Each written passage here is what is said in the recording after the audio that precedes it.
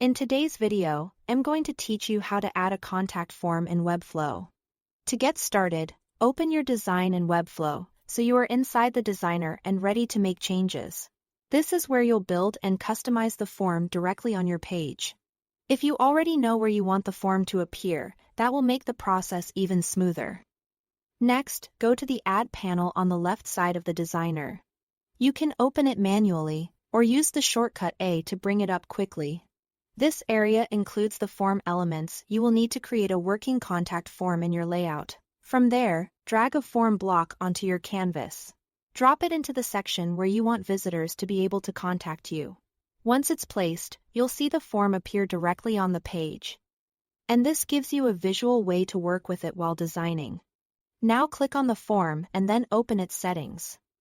This is where you can control how the form behaves and what users see during different stages of submission. One important part here is the form state. You can switch between the normal, success, and error states.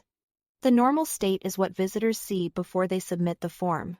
The success state appears after a message is sent successfully, and the error state appears if something goes wrong during submission.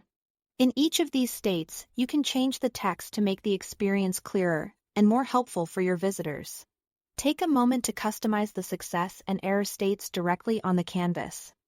This is a great way to show people exactly what happens after they click Submit.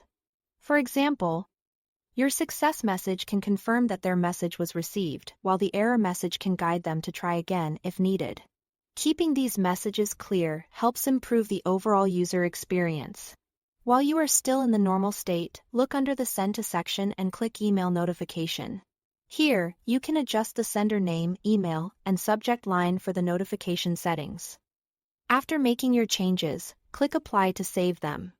And that's it. Thanks for watching.